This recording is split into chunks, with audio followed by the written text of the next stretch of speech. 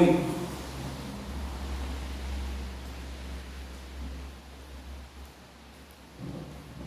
Diz a palavra do Senhor: portanto, meus amados irmãos, sejam firmes, inabaláveis e sempre abundantes na obra do Senhor, sabendo que no Senhor o trabalho de vocês não é vão. Amém.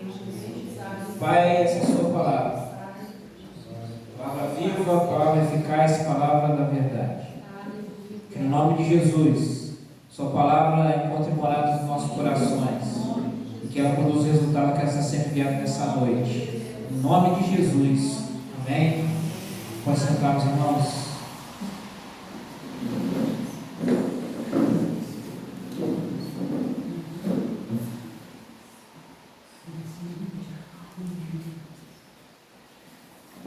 No ramo empresarial, industrial, existe um termo que é chamado benchmark. E o benchmarking nada mais é do que literalmente você tentar copiar o seu concorrente. É literalmente isso, você vê o que o seu concorrente está fazendo diferente de você, o que ele está fazendo melhor do que você, e você ir lá e copiar o seu concorrente, para que você também ganhe a satisfação da sua clientela, para que você possa competir aquela fatia dos consumidores que o seu produto ele quer atingir. É por isso que a gente vê, hoje em dia nem tanto mais, mas ali nos anos 90, final dos anos 90, começo dos anos 2000, era legal a gente ver uma disputa entre marcas na questão da propaganda. Era legal a gente ver o macaquinho da Pepsi zombando da Coca-Cola. Aí via alguém da Coca-Cola zombando da Pepsi. Aí depois aparecia o Guaraná Antártico, que não tinha nada a ver com briga de Pepsi e Coca, também zoando os dois. A gente vê, esse pouco tempo, a Pepsi ressuscitou isso.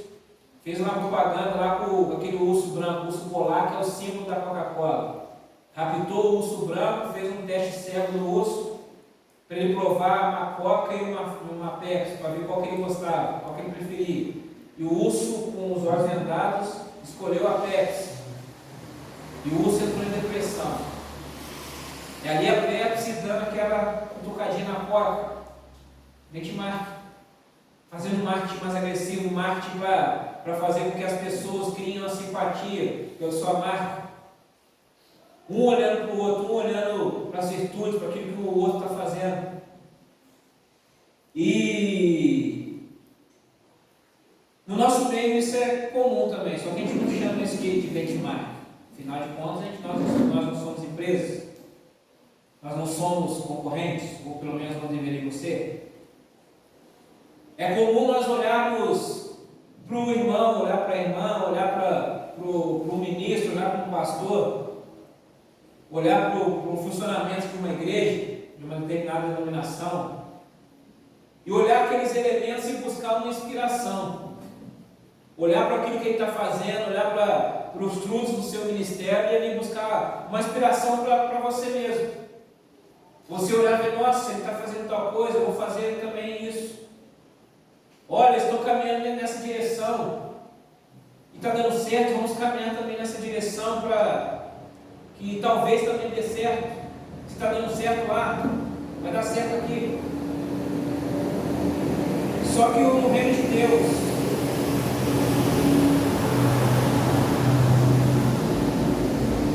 no reino de Deus, essa lógica do benchmark, ele não funciona da mesma forma. Aquilo que Deus requer de mim não é o mesmo que Deus requer de você. Aquilo que Deus fez em determinado lugar, em determinada localidade, não é o mesmo que Deus quer fazer na nossa localidade. Nós devemos sim olhar para o próximo, nos devemos colocar no nosso coração o desejo de termos os mesmos resultados. Porque aquilo que Deus quer para o outro, é para o outro. Aquilo que Deus quer para determinada igreja, é para determinada igreja. O que nós temos que ansiar no nosso coração é aquilo que Deus ele quer para mim, aquilo que Deus quer para a nossa igreja, aquilo que Deus quer como um propósito, como um projeto, no local onde Ele nos plantou. Por isso que o apóstolo Paulo, aqui nesse capítulo 15 de 1 Coríntios, ele começa falando sobre a ressurreição, começa falando sobre aqueles que estavam dizendo que a ressurreição não existe. E aí Paulo ele fala, como é que a ressurreição não existe? O que a gente está pregando? Se a ressurreição não existe, Jesus não ressuscitou. Se a ressurreição não existe, Jesus não ressuscitou. E a nossa pregação é levando. A nossa fé é uma mentira. E se Jesus não ressuscitou, se a nossa fé é uma mentira, nós ainda estamos mortos nos nossos pecados. E aí ele fala para a igreja, olha, não creia nessas bobeiras que o pessoal está falando. Creia na pregação, creia naquilo que está sendo dito. Permaneça fiel, seja perseverante. Porque vocês vão ter um galardão. E o que é o galardão? O galardão é uma recompensa. Recompensa pelas nossas obras. Recompensa por aquilo que nós fizemos. E repare bem, galardão não tem a ver com salvação.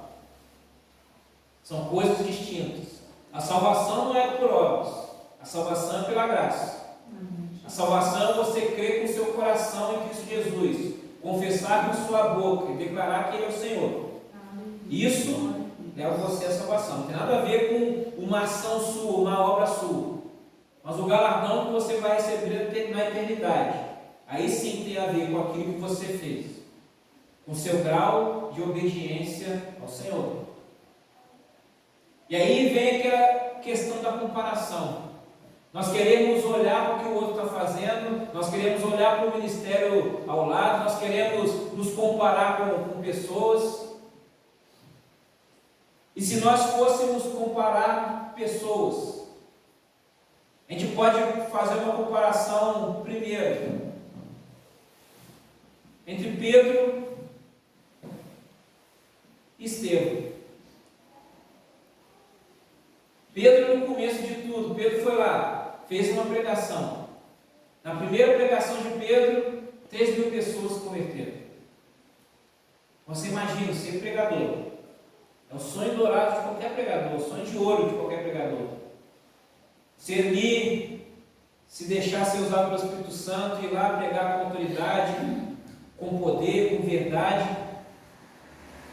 E vidas se renderem aos pés de Jesus.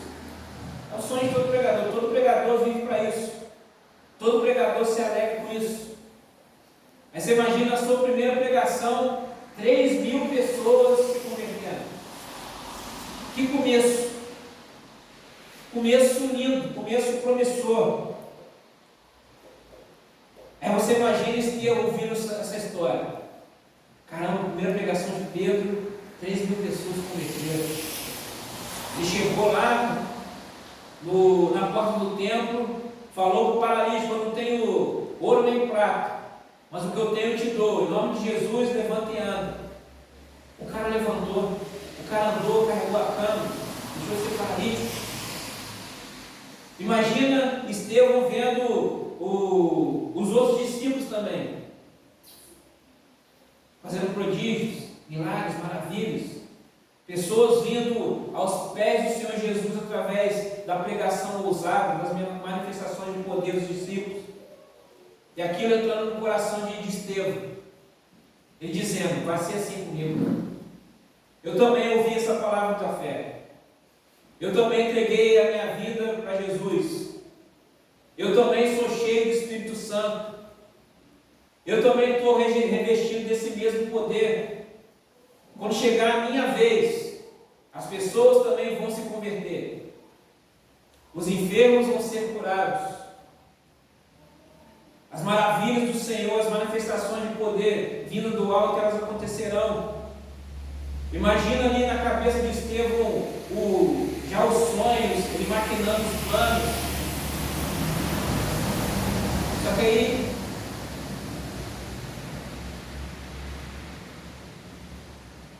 Estevão deve ter ouvido de Deus a frase que a gente escuta das nossas mães: você me abandona. Estevão, na sua primeira pregação, a palavra não diz mais se alguém se converteu na primeira pregação de Estevão, mas uma certeza a gente tem, que as multidões não se converteram. Nós temos a certeza que não houveram curas, que não houveram milagres. E isso poderia gerar uma frustração no coração de Estevão. Isso poderia gerar uma paralisia no ministério de Estevão. Satanás ele poderia ali minar a fé de Estevão, dizendo: olha, eu não te amo. Você se entregou para ele, você se consagrou a ele, você se santificou até mais do que muitos outros, e olha aí, não aconteceu nada quando foi na sua vez. Mas Estevão ele tinha uma certeza: quem enviou ele não foram os homens, quem enviou ele foi o Senhor. Estevão não deixou que as palavras vindas do inferno paralisassem seu ministério. Estevão, ele permaneceu fiel. O que o Senhor quer de mim e de você nessa noite, meu irmão, minha irmã, que você permaneça fiel. Independente de comparação com o outro, você olha: nossa, ele começou junto comigo, já está fazendo. Nós sabemos exatamente o nosso grau de entrega. A gente sabe exatamente se aquilo que nós temos feito para o Senhor é suficiente ou não. Nós temos a noção exata de que aquilo que nós fazemos para o reino, a gente pode fazer mais ou menos. Por exemplo,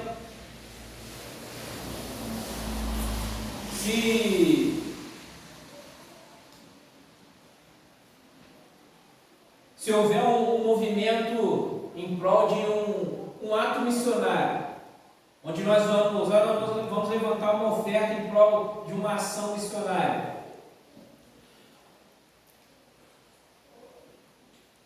muitos vão contribuir, a maioria, ou talvez todos possam contribuir. Mas muitos podem dar aqui só aquilo que está sobrando. Não se envolver de fato. Aquela ilustração da galinha e do porco. No café da manhã dos americanos, no café da manhã padrão, ovos com bacon. A galinha está envolvida e o porco está envolvido. Mas qual é o grau de entrega de um e de outro? A galinha dá o ovo e beleza. O porco dá o bacon. Para dar o bacon, ele deu a vida. E aí a gente faz essa ação missionária. Ali as pessoas contribuem, mas contribuem sem muito esforço. Aí se eu disser: olha, tem uma oportunidade única de você comprar um bem que você gosta aí, um iPhone 17, comprar um carro do ano por 95% de desconto. Mesmo que esse 95% de desconto seja um valor considerável. Porque, não posso perder essa chance. Você vai fazer das tripas do coração para poder obter essa oportunidade. E aí a gente vê o seu grau de envolvimento. Se por reino de Deus você se entrega dessa forma para adquirir um bem que você gosta ou não. Nós sabemos de fato aquilo que nós fazemos ou não. nossa incultural, nossa entrega com Deus. Muitas das vezes nós olhamos para o lado e vemos aquele que começou conosco, talvez, ou começou depois, e está a olhos humanos à frente. Muitas das vezes não é por conta da nossa falta de entrega, da nossa falta de preparação. A maioria das vezes sim, mas em outras não. E quando não é essa falta de entrega, não é essa falta de preparação, quando você está de fato em obediência ao Senhor, sabendo quem você é, sabendo qual é o seu ministério, sabendo para que Deus Ele te chamou,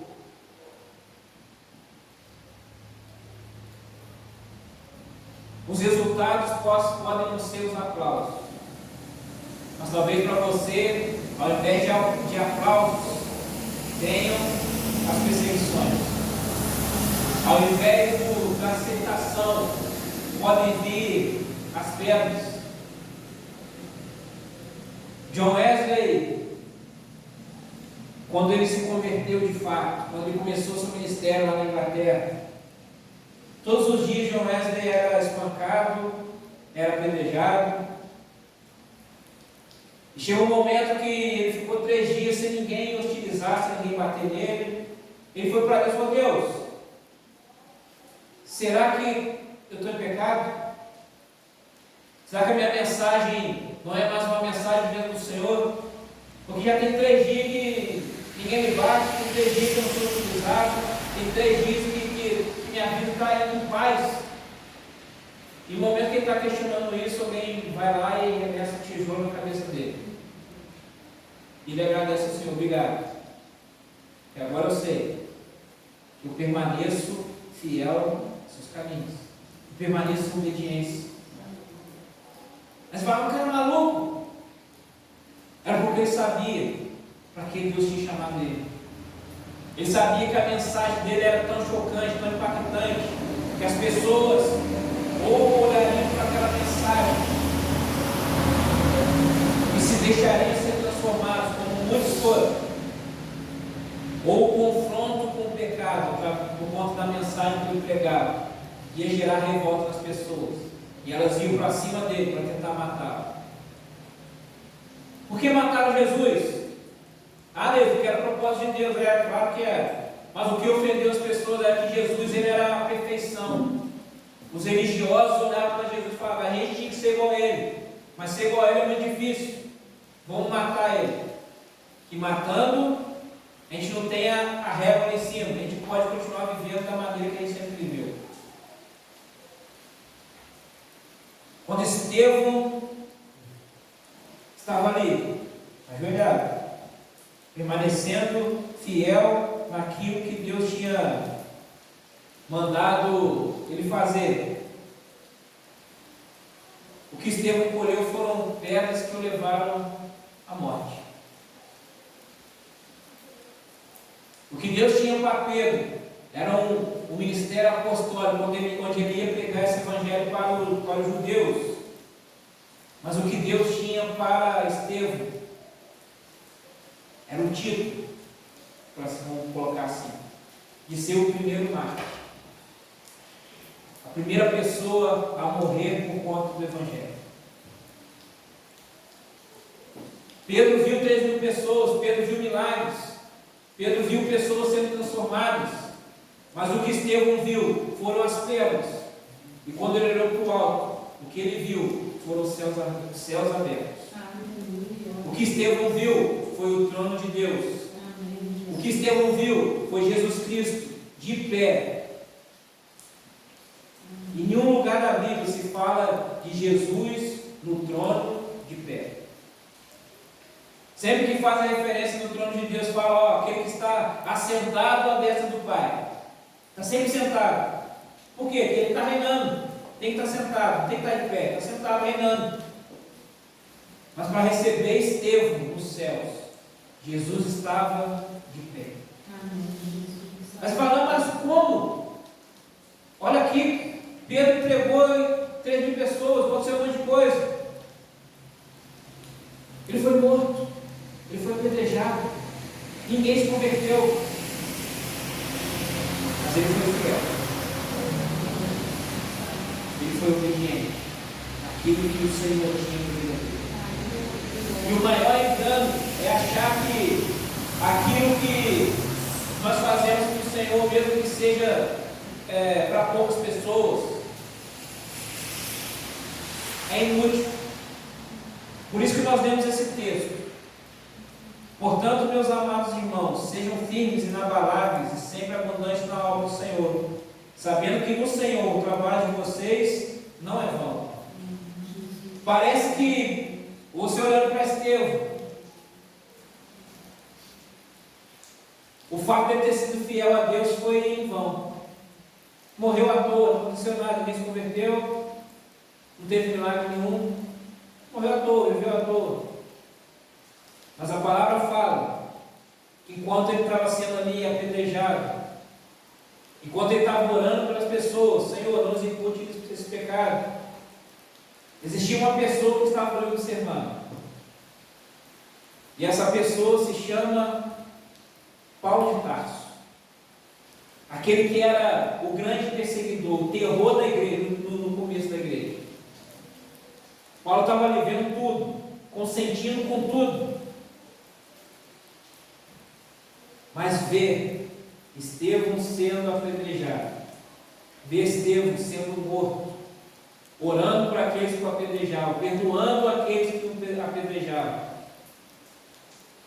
mostrando o caráter de Cristo, mesmo na morte. Aquilo chamou a atenção de apóstolo Paulo. O exemplo de Estevão ficou registrado na mente do apóstolo Paulo, do futuro apóstolo Paulo, não era apóstolo ainda. Foi o exemplo de Estevão que deu o início para a conversão do apóstolo Paulo.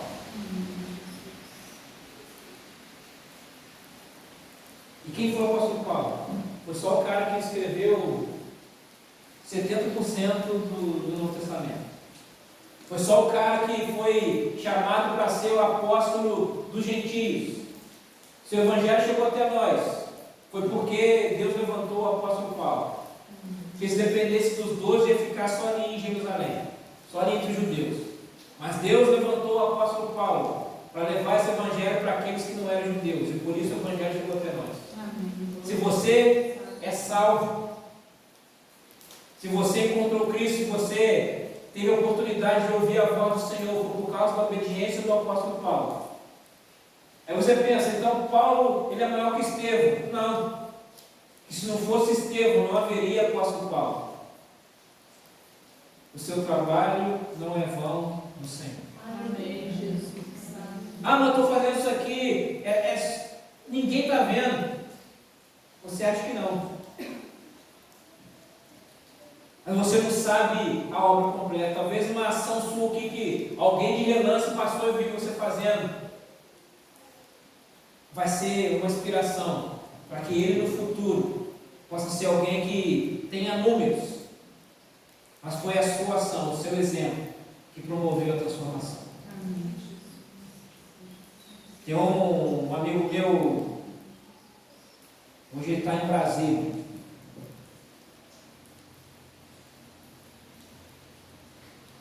Virei pastor lá em Brasília. Um tempo atrás, do nada ele mandou uma mensagem para mim. Falando, cara, eu tenho que te falar isso. Nunca te falei isso. Não tenho que falar isso agora. Não sei porquê, mas Deus está me incomodando para falar isso para você agora. Eu quero te agradecer. Eu fiquei com a interrogação na cabeça, para agradecer por quê? E ele depois continuou a mensagem dizendo: se hoje eu sou o que eu sou, foi porque eu me inspirei em você. Eu falei, tá brincando comigo. Conheci, na minha cabeça eu conheci já quando a gente estudou junto na Teresópolis. A minha lembrança dele é essa. Não lembro dele antes. Não tinha convivência com ele antes. Minha memória dele é a partir de quando a gente estudou junto lá em Teresópolis. Depois falando, olha, Meu sonho era ser jogador de futebol. Eu estava treinando, eu estava já no time. Só que uma lesão me tirou desse sonho. Eu fiquei sem saber para onde ir. E aí eu comecei a ouvir falar sobre você, ouvir falar sobre o que você estava fazendo. E eu comecei a te acompanhar. Eu comecei a ir nos cultos que você fazia. Eu comecei a me envolver na igreja por conta da inspiração do que eu via você fazendo lá na sua igreja. E aquilo encheu meu coração, aquilo trouxe fogo no meu coração. E se hoje eu estou onde eu estou, foi porque o seu exemplo me fez chegar até aqui. Na hora, meus olhos secos deixaram de ser secos. Ele fez: Jesus, eu nunca imaginava um negócio dele, eu nunca pude imaginar um negócio desse. Hoje está lá em Brasília, na igreja lá, para milhares de pessoas, lá pastoreando lá. E o ano fica, quantas pessoas já podem ter sido impactadas pela vida dele, podem se convertido pela vida dele, eu não sei. Então pensa, caramba, eu achando que eu estava atingindo um público X, mas tinha alguém que estava me vendo, que eu nem sabia quem que era. Aí você pensa: não, Deus, você é bravo. Não, eu não sou bravo, é Deus. Deus tem os seus planos, Deus tem os seus métodos. E eu pude também falar isso para uma pessoa uma vez. Ela veio me procurar. Comecei a achar estranho que ela estava do nada, ela surgiu, ressurgiu, está dizendo. Toda postagem minha ela curtia, fazia um comentáriozinho e tal. Eu falei: pô, está querendo falar alguma coisa, mas não está sabendo como dizer. Até que teve um dia que ela tomou coragem lá e me chamou. E a gente conversou. Aí ela perguntou: pô, a gente se conhece da onde mesmo? Eu falei: caramba, cara, nem sabe, nem lembro de onde que me conhece. Tá? Eu falei: tranquilo. Eu falei: não, daquele acampamento lá em Campos do Jordão, underground. Ah, nossa, que acampamento foi bom, não sei o quê. Começamos a falar sobre esse assunto e tal. Até que ela veio com a notícia: minha vida está destruída, eu vou me matar. Resumindo a história. Eu falei: não vai, vou, não vai, com aquele vou, não vai. Até que eu falei: olha, por que você veio falar comigo? Porque eu vejo, acompanho as suas postagens, vejo o que você faz aí e tal, de um tempo acompanhando. E de todo mundo que eu tenho aqui na minha rede social, você é aquele que me chamou a atenção de ser alguém que está mais próximo de Deus, está mais firme com Deus. Eu falei: tudo isso é graças a você. Como assim graças a mim? E foi seu exemplo, seu testemunho, lá dizendo, lá naquele acampamento do underground, naquilo que você estava fazendo para a juventude da sua igreja, que me inspirou a não mais parar o trabalho no meio do caminho conforme eu estava fazendo anteriormente, mas permanecer a despeito do que as pessoas iriam falar. E ser alguém relevante para os jovens da minha igreja e daqueles que iam ser impactados através da minha vida e do meu ministério. Aí ficou de cara: mas como assim? Eu nem lembrava desse testemunho aqui para você ver. Foi você. Um testemunho, uma palavra, uma ação.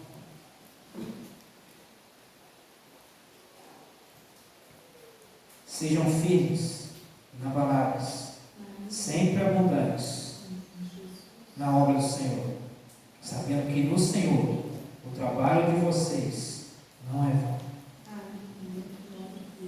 É você fazer a obra do Senhor, não esperando aplausos de pessoas, mas fazendo para Ele. É você olhar e saber: nossa, ninguém está vendo, mas Deus está vendo. Eu vou fazer isso daqui, mas o Deus não vai ver. Vou fazer isso aqui, mas a pastora não vai ver. Não importa. Importa é você com o Senhor.